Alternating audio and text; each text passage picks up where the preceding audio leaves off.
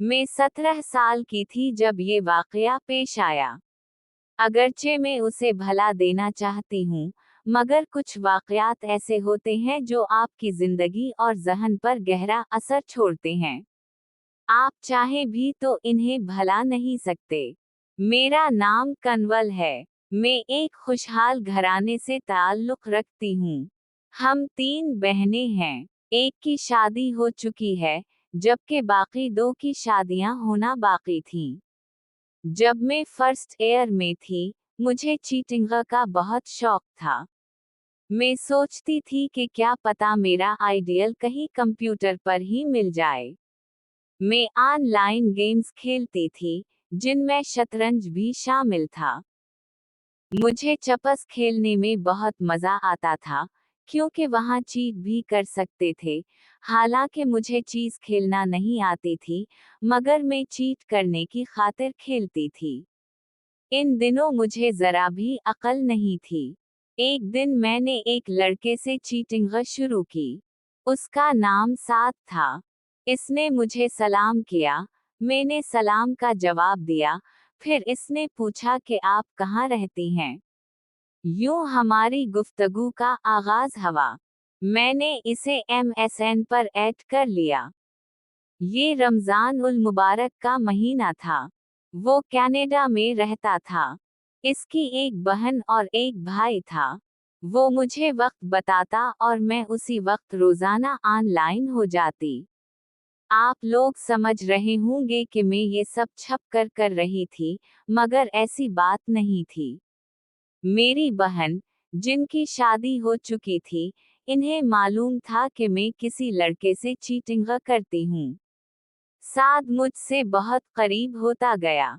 कोई दिन ऐसा ना होता था जब हम चीट ना करते हूँ। फिर हम एक दूसरे को ईमेल्स भी भेजने लगे। एक दिन साद बहुत संजीदा था। इसने मुझसे पूछा, कंवल, तुम किसी को पसंद करती हो? मैंने कहा, हाँ। फिर मैंने यही सवाल इससे किया तो उसने बताया कि वो एक लड़की को पसंद करता था, मगर अब उसकी शादी हो चुकी है। मैंने अफसोस का इजहार किया। थोड़े अरसे में मुझे महसूस हुआ कि साद मुझ में दिलचस्पी लेने लगा है। वो हर रोज कोई ना कोई कार्ड भेजता। मैं भी इसके बारे में संजीदगी से सोचने लगी थी। वो कहता था, मैं खुश नसीब हूँ कि मुझे तुम जैसी मासूम और साफ ज़हन की लड़की मिली है। एक दिन उसने मुझे बताया कि इसकी बहन की शादी पाकिस्तान में होगी। वो बहुत खुश था कि यूं हम मिल सकेंगे। मेरे घर वालों को मालूम हो चुका था कि मैं साद का इंतजार कर रही हूँ, जबकि उसने मेरे बारे में अपनी एक बहन के सिवा किसी को कुछ नहीं बताया था। एक दिन वो ऑनलाइन आया। आज वो कुछ ज्यादा ही संजीदा था। कहने लगा, मैं तुम्हें अपने घर की इज्जत बनाना चाहता हूँ। मेरी खुशी की इंतहा ना रही कि वो मुझे प्रपोज कर रहा था और वही शख्स था जिसे मैं भी अपने जीवन साथी के रूप में देखना चाहती थी।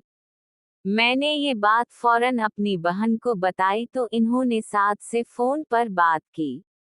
दिन आहिस्ता आहिस्ता गुजर रहे थे। हमारी चाहत बढ़ती जा रही थी। साद ने बताया कि वो दुबई जा रहा है। फिर वो दिसंबर में दुबई चला गया, जहां हमारी चीटिंग कम हो गई। इसने बताया कि इसकी बहन की शादी पाकिस्तान के बजाय दुबई में होगी। हम दोनों उदास हो गए कि अब क्या होगा, लेकिन फिर मैंने सब कुछ अल्लाह पर छोड़ दिया।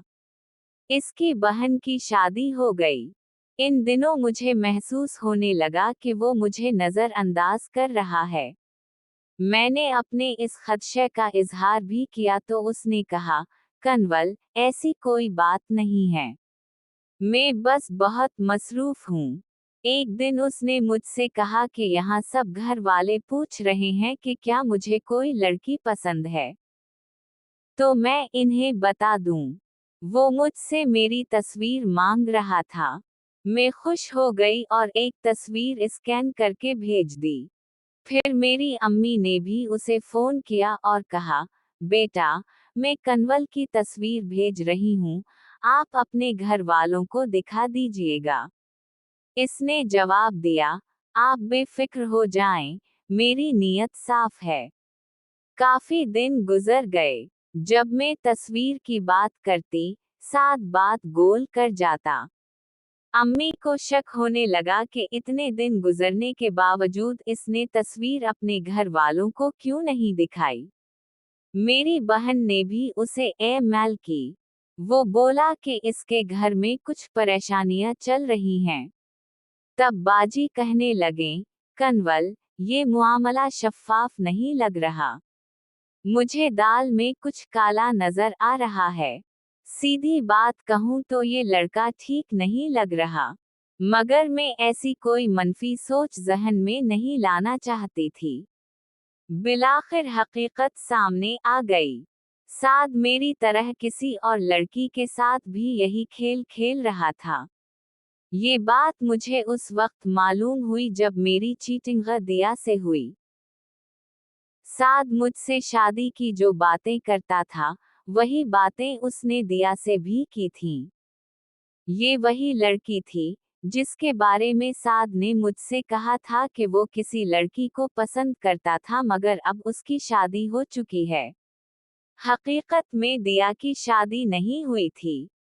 साद ने दिया को भी मेरे बारे में बताया हुआ था, मगर झूठ बोला था कि कन्वल नाम की एक लड़की मेरे पीछे पड़ी हुई है, हालांकि ऐसा कुछ नहीं था। साद ने खुद मुझे प्रपोज किया था। दिया ने बताया कि साद ने इसे ये कहकर छोड़ दिया था कि इसकी मंगनी इसकी कजिन से हो गई है। वो बेचारी भी अपनी चाहत के जख्म सहला रही थी। मुझे समझ नहीं आ रही थी कि क्या सच था और क्या झूठ। ये तो अल्लाह ही जानता है, मगर मैं सोच भी नहीं सकती थी कि वो इतना धोखेबाज होगा। इसका अंदाजा मुझे बाद में हुआ जब मेरी चीटिंग साद की कजिन से हुई। इसने बताया कि साद दिया को पसंद करता है और इससे शादी करना चाहता है। ये सुनकर मैं सख्त डिप्रेशन का शिकार हो गई। मेरा ये हाल हो गया कि मेरे घर वाले मेरी हालत देखकर रोते थे। ना मैं खाती थी, ना पीती थी। आखिरकार गुस्से में आकर मैंने कनाडा में इसके घर फोन कर दिया और उस की माँ को सब कुछ बता दिया कि आपका बेटा क्या कर रहा है और उसने मेरे साथ क्या किया है। इसने मेरी वालिदा और बहन को शादी का यकीन दिलाकर मेरी तस्वीर भी मंगवाई थी। मगर इसकी वालिदा बजाय अपने बेटे की गलती तस्लीम करने या माजरत करने के, उल्टा मुझ पर इल्ज़ाम लगाने लगे। बेशक गलती मेरी भी थी, मगर वो मुझे ही कसूरवार ठहरा रही थी। मेरी पढ़ाई का 1 साल भी उसी चक्कर में ज़ाया हो गया। तालीम छूट गई। अब सोचती हूँ कि चीटिंग करके कहाँ फंस गई थी। इम्तिहान सर पर थे, मगर मेरी ये हालत थी कि इम्तिहान देने के काबिल ना थी। घर वालों ने कहा कि छोड़ दो इम्तिहान, जिंदगी है तो सब कुछ है। पहले इस ज़हनी सदमे से निकलूं, फिर सब कुछ ठीक हो जाएगा। ये वक्ती बात है। लड़कियां ज़हनी तौर पर किसी को अपना समझकर बातें करती हैं। बातों बातों में घरेलू मुआमलात और दिल का हाल बता बैठती हैं, फिर परेशान होती हैं, और बाज़ औक़ात तो ब्लैकमेल भी हो जाती हैं।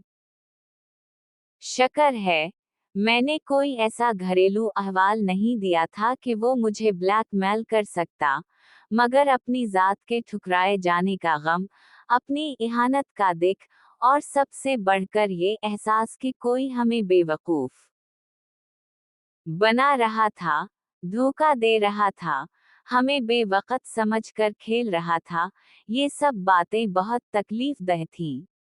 खास तौर पर उन लड़कियों के लिए, जो अपने अंदर सच्चाई रखती हैं। मुझे भी ऐसी ही एक सूरत-ए-हाल से गुजरना पड़ा, और मेरी दर्द भरी कहानी सिर्फ वही लड़कियां समझ सकती हैं, जो अपने जज्बात में सच्ची हों और फिर यकायक इन्हें मालूम हो कि इनकी सच्चाई को मिट्टी में मिला दिया गया है।